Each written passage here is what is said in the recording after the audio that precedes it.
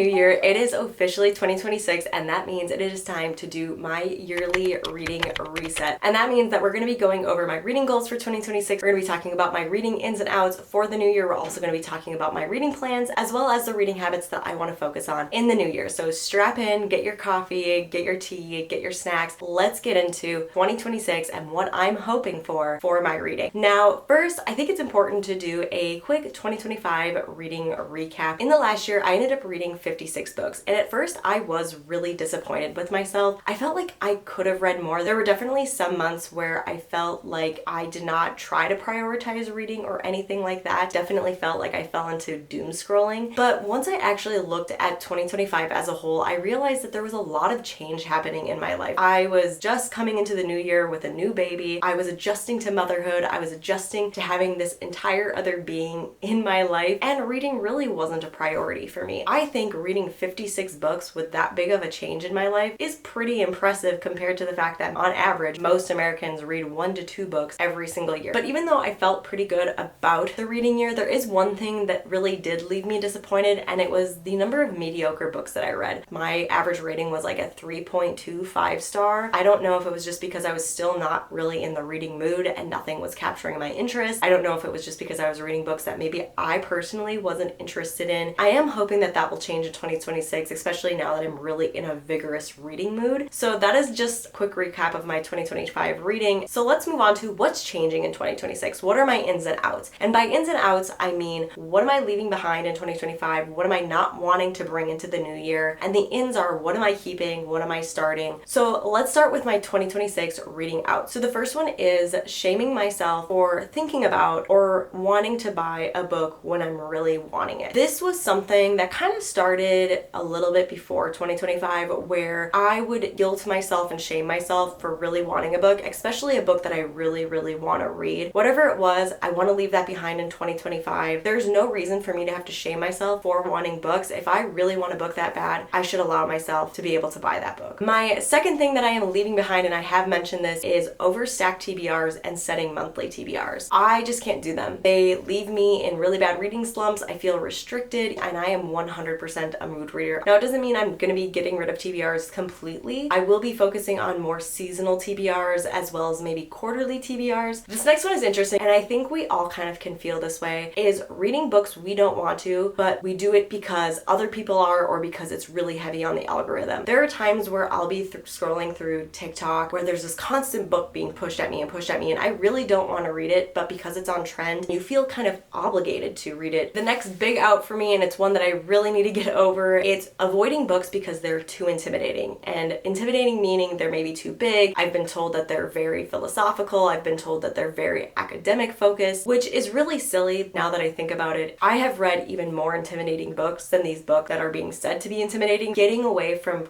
considering a book intimidating before I even read it, I want to definitely focus on. Which leads me into my last out for 2026, and that is avoiding a book because of the number of pages. Once again, I think this is something that we all do. We're all so focused on getting to a reading goal at the end of the year that we won't pick up books that are 500 pages long or 600 pages long. I am done with that.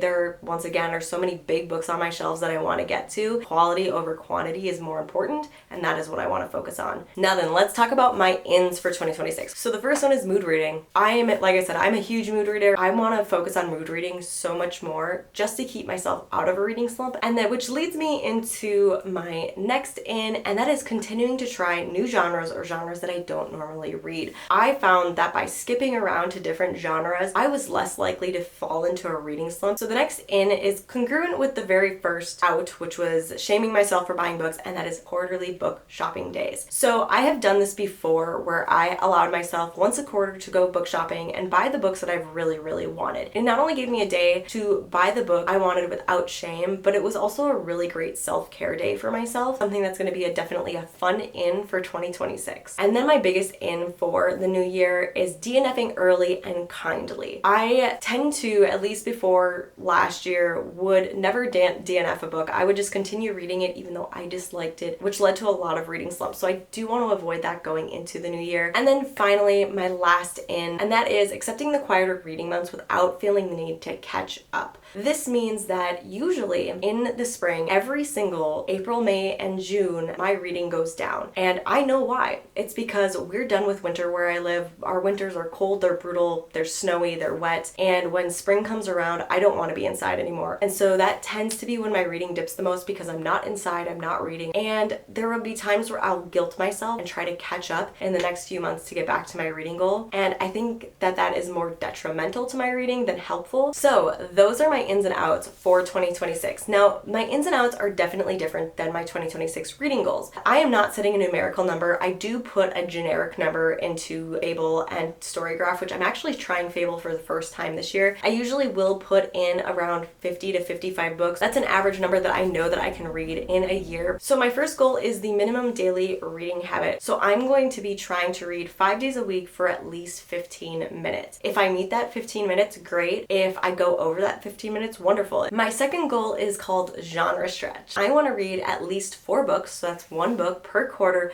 that is outside of my comfort genre. And my comfort genre is fantasy. So I want to pick up more books that are in literary fiction, in memoirs and biographies, in romance, in some classic literature that I've been avoiding. Sci-fi is another really big one that I want to get into. And then my third and final goal that I really want to focus on is to build my literary confidence. This means reading, once again, 4 books that are books that I find intimidating or scary. So those are the 3 goals that I want to focus on in 2026. And then finally, the last part of this that we're going to be talking about is my reading habits and the things that I really want to focus on. And you're probably thinking, Kat, isn't everything that you talked about a reading habit? Absolutely. All of those are just building up to the reading habit that I want to create in 2026. However, there are specifically some more focused habits. The first one is reading before bed instead of scrolling. I have found myself in the really bad habit of scrolling and being on my phone before bed, and it's very counterproductive to me wanting to create a very strong reading habit. The second habit that I want to focus on is trying to carry a book with me wherever I go. I have this really bad habit of, like, when I'm waiting in line or when I'm at the gym, once again, scrolling on my phone. I think that that will really help me get in that reading that I've wanted to. And then the final habit that I want to get into is unhauling books that I know I'm not going to read, that no longer bring me joy, or books that maybe I gave 2 or 3 stars that I'm like, why do I even keep them? So those are the reading habits I'm focusing on. At the end of the day, the most important thing for me in 2026 is creating a healthy, sustainable reading habit. All right, so I hope you enjoyed this. I hope you took something out of this. If there's any reading habit or any reading goal that you're planning on setting in the new year, definitely let me know. I always love talking to you and hearing your thoughts. I will see you in my next video.